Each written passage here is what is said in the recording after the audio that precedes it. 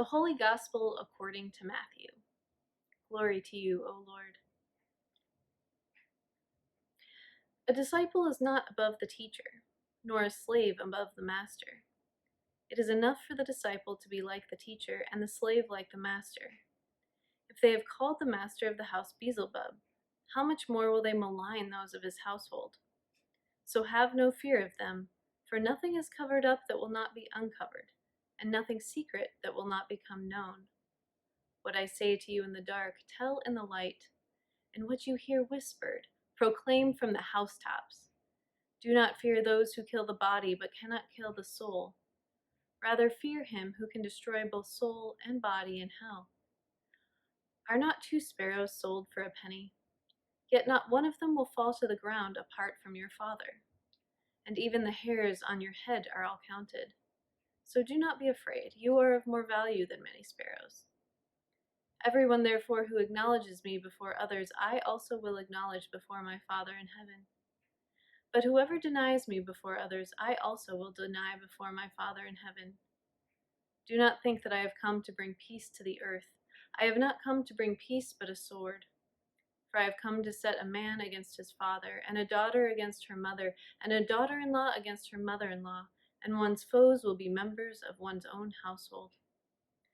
Whoever loves father or mother more than me is not worthy of me, and whoever loves son or daughter more than me is not worthy of me, and whoever does not take up the cross and follow me is not worthy of me. Those who find their life will lose it, and those who lose their life for my sake will find it. The Gospel of the Lord. Praise to you, O Christ. Welcome to my home. You might be a little surprised at the quick change in venue, but I'm still recovering from surgery and a few other procedures and just needed to take it a little easy today, so thank you for joining me here. Have you ever heard one of these? You have nothing to fear but fear itself. The brave man is not he who does not feel afraid, but the one who conquers that fear. Nothing in life is to be feared. It is only to be understood. Fear is a nearly universal emotion. Almost everyone feels some kind of fear on a semi-regular basis. There's that intense kind of fear that you feel when the adrenaline is rushing through your body when you're about to get in a bad accident. There's the mild anxiety that hovers in our minds when we think that a friend, our boss, our spouse might be upset with us. There's that sinking feeling you get when a surprise letter from the IRS shows up in your mailbox. Or that sense of being out of control, that fear of being out of control that we feel when we watch a loved one get sick or even die. Or when we know that something bad might happen. It hasn't happened yet, but it might. In our gospel for this morning, Jesus is addressing his disciples, and he says to them 3 times, "Do not fear." It's a tall order because this is in context of him asking them to go along on his mission of spreading the gospel all over the land, but with no safety net. He was asking them to do things that the authorities might not like. They might face hunger or resistance or even death. Jesus is essentially asking them to change their fundamental way of life. Is it any wonder that they were afraid? We are all too familiar with fear right now. And is it any wonder? Our world is difficult. People of color are dying in police custody. Protests are filling the streets of our cities, calling for reform. Riots are springing out, and people's property is getting destroyed. Our political system is made up of 2 parties who are unable to see past their fear of losing control to one another to enact any real change.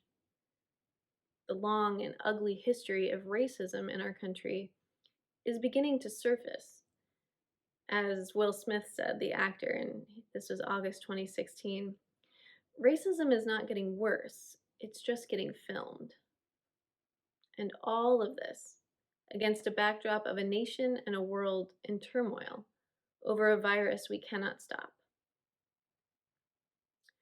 What then should we say about these things? This is a quote from Paul in Romans 8. He asks the question rhetorically, as he is about to tell the Romans exactly what they are to say about um, who God is and who they are in relationship to God. But that question pops into my head this morning as I am genuinely wondering, what should we as Christians say about the things going on in our world right now? How are we to respond? In regard to the national conversation that we're having around race and inequality, I don't think it's an option to stay silent right now. Not when people of color are once again reminding us that we have not yet achieved equity, equality for all in our land. In spite of our fear and our discomfort, we must seek to understand the issues that people of color are raising. As disciples of Jesus, called to follow him in releasing the captives and letting the oppressed go free, we have the responsibility to listen and to act. I saw a sign this week that said, "It is not enough to be non racist. We must be anti racist."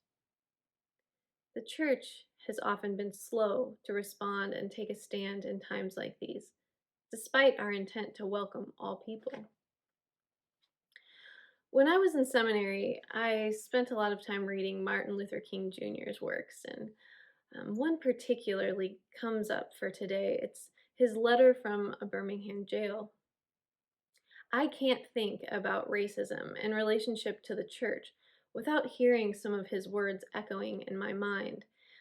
In this letter, Dr. King is um, addressing his white pastoral colleagues and other leaders, and he's expressing disappointment in how they are reacting in the time of the civil rights movement when people are being beaten and arrested.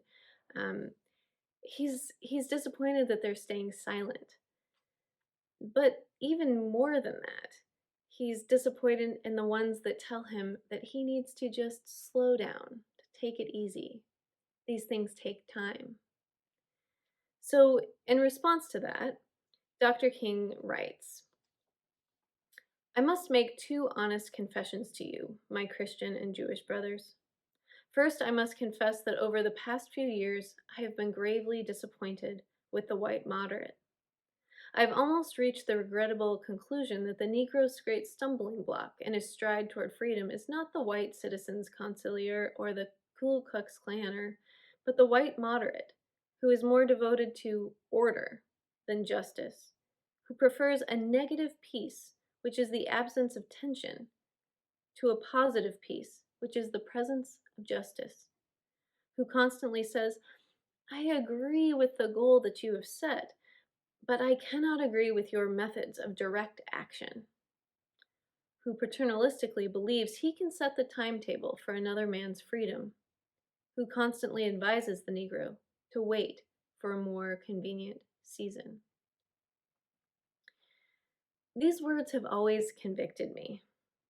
How easy it is to want to keep things the way they are, to keep the peace rather than go through the difficult reality of creating change, to look at a situation and to say, "It's not that bad," or "We need to make changes incrementally." When we hear other people talking about changes so fundamental as, for example, in Dr. King's time, integrating schools, or in our time, how we fund and train police forces, our lack of understanding and our fear of such changes can keep us from engaging the issues at all. You see, the problem with fear, whether it be the fear of the other or the fear of change, is that it keeps our eyes on ourselves. It's when we're afraid it's difficult to see past the edge of our nose, as the old adage says. In our passage for today, Jesus was engaging disciples who were attuned to their own needs, their own comfort, and this kept them from truly understanding the mission to which Jesus was calling them.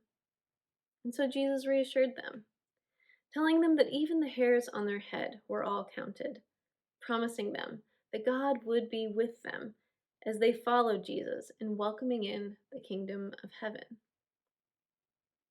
Having reassured them, Jesus then calls them to discipleship. Pick up your cross and follow me, he says. Bring life, healing, justice, and good news wherever you go. 2,000 years later, our call is not different. Jesus calls us to pick up our crosses and follow him, to bring life, healing, and justice wherever we go. Now, this cross might feel particularly heavy at this time, and in this place, especially when it's loaded down with our fear and uncertainty about the world, uncertainty about our country. What what is going to happen? What will it look like in 6 months, a year from now, 2 years? In these kind of moments where the cross feels heavy, the mission to spread good news feels so challenging, we have but to remember that nothing can take away our faith, our hope, or our awareness that God is present in this world. Jesus reassures us that God knows every hair on our head, and we are anchored in God's love as we go out into that world to serve. So then, what do we say about these things? I think we say, the kingdom of heaven is here all around us. Let's take action to make sure every one of God's children experiences it. Amen.